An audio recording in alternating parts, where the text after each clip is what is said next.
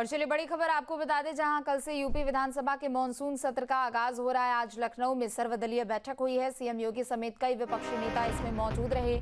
Meeting के बाद सभी विधायकों को एआई ट्रेनिंग दी गई। आईआईटी के प्रोफेसर ने एआई ट्रेनिंग दी है। विधानसभा अध्यक्ष सतीश महाना भी मौके पर मौजूद रहे।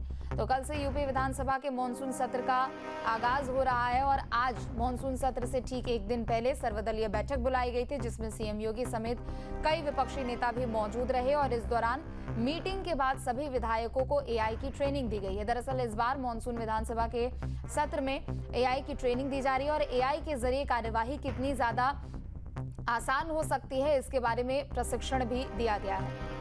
ज्यादा जानकारी के लिए निखिल हमारे साथ जुड़ चुके हैं। निखिल, कल से मानसून विधानसभा सत्र की शुरुआत हो रही है, पूरी तैयारी हो चुकी है। पक्ष विपक्ष सभी अपने अपने एजेंडों को लेकर कल से सत्र में नजर आने वाले हैं, लेकिन एआई की ट्रेनिंग इस बार सबसे ज्यादा चर्चाओं में है। देखिए, विधानसभा सत्र में अब एआई के जरिए सत्र का जो है शुरू किया जाएगा और इसकी ट्रेनिंग आज विधायकों को दी गई। सभी जो पॉलिटिकल पार्टीज हैं उनके विधायकों को यहाँ पर आमंत्रित किया गया था 3 बजे। उनको जो विधानसभा सत्र एआई तकनीक से शुरू किया जाना था उसकी ट्रेनिंग दी जानी थी। तमाम विधायक यहाँ पहुंचे भी थे और इसके बाद जो विधायक बुलाए गए थे दलों के, वो अपने अपने जो साथी विधायक हैं उनको इस बात की जानकारी देंगे कि कैसे इस सत्र में भाग लेना है।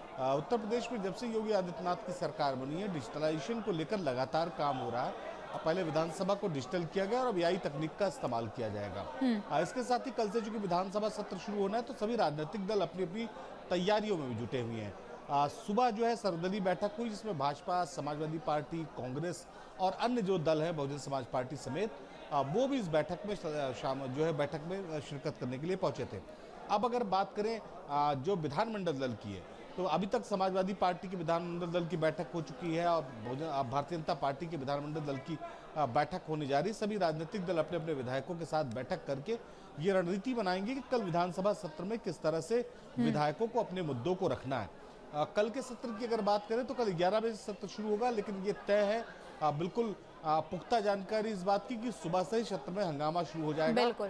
10 बजे से ही तमाम समाजवादी पार्टी के जो कार्यकर्ता हैं वो चौधरी चरण सिंह की प्रतिमा पर पहुंचकर हंगामा करना शुरू करेंगे। तो एक तरफ सरकार ने अपील की, विधानसभा अध्यक्ष ने अपील की है आज कि जो विधानसभा सत्र 4 दिनों का शुरू होना है, इसमें जो विजन डॉक्यूमेंट पेश होना है बहुत गंभीर विषय है।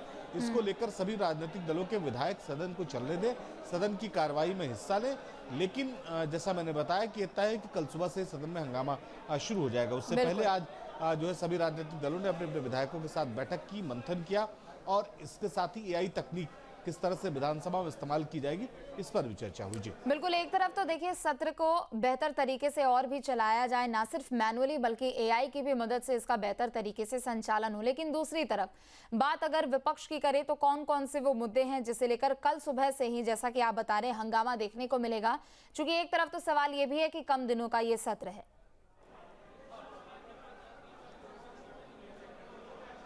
देखिए, इस वक्त उत्तर प्रदेश में बाढ़ महत्वपूर्ण मुद्दा है, उस पर चर्चा होगी। दूसरा मुद्दा है, अगर हम बात करें तो खाद का, उस पर विपक्ष घेरने की कोशिश करेगा सरकार को। बिजली व्यवस्था को लेकर सरकार को घेरने की कोशिश विपक्ष करेगा।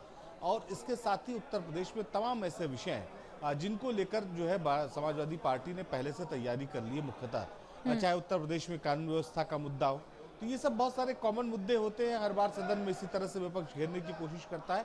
लेकिन चूंकि ये मानसून सत्र है, इस वक्त उत्तर प्रदेश में तमाम इलाकों में बाढ़ है, तो ये एक बहुत महत्वपूर्ण मुद्दा रहने वाला है। खाद की समस्या पूरे उत्तर प्रदेश में कई इलाकों में देखने को मिली है, तो वो भी चर्चा का विषय होगा। इन तमाम विषयों को लेकर जो है सरकार को घेरने की कोशिश जो है विपक्ष करेगा। कल सुबह 10 बजे से ही विधानसभा के आसपास और सदन के अगल बगल आपको हंगामा देखना शुरू होगा। जब 11 बजे सदन शुरू हो जाएगा उसके बाद बेल में भी ये जो है हंगामा देखने को मिलेगा आपको। जी बिल्कुल, चूंकि देखिए कई ऐसे महत्वपूर्ण मुद्दे हैं जिसे लेकर सत्र में चर्चा भी की जानी है, लेकिन दूसरी तरफ इस बार सत्र में काफी कुछ बदलाव या एक तरीके से कह ले कि नया भी देखने को मिलेगा। 13 अगस्त को 24 घंटे तक सदन की कार्यवाही चलने वाली है।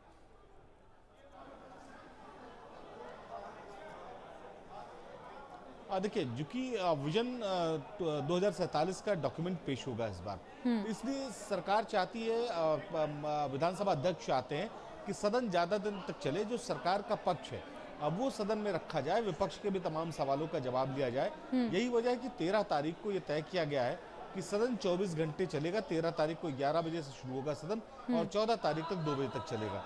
तो लगभग 24 घंटे का ये सदन होगा और सदन का मकसद, जैसा मैंने बताया, कि यही होगा कि जो विजन डॉक्यूमेंट है उस पर चर्चा हो, उत्तर प्रदेश के विकास को किस तरह से आगे बढ़ाया जाए, किस तरह से उत्तर प्रदेश के विकास की रूपरेखा तय की जाए, इस पर मंथन होगा। लेकिन सब कुछ इस पर निर्भर करेगा कि विपक्ष सदन को किस तरह से चलने देता है, विपक्ष अपने मुद्दों को लेकर कितना हंगामा करता है और उसके बाद सदन की स्थिति क्या होती है। जी बिल्कुल, चूंकि देखिए इस बार बेहद ही कम दिनों का मॉनसून सत्र है और अक्सर हम देखते हैं कि जब भी यूपी विधानसभा की कार्यवाही होती है लगभग 1 हफ्ते से 10 दिनों तक का या कभी कभी 15 दिनों का भी हमने देखा है जब सत्र चलता है, ठीक ठाक कार्यवाही होती है। लेकिन दूसरी तरफ यहाँ पर सर्वदलीय बैठक के जरिए भी सभी को बताने की कोशिश की गई है कि सभी दल एक साथ रहें, चूंकि कम समय है तो बेहतर चर्चा भी हो सके। बहुत शुक्रिया आपका तमाम जानकारियों के लिए। जहां भक्ति है हर शब्द में, कथाओं में छिपे हैं दिव्य रहस्य और ज्योतिष देता है जीवन को दिशा। धर्म से जुड़ी हर बातों को जानने के लिए हमारे चैनल स्तुति को सब्सक्राइब करें।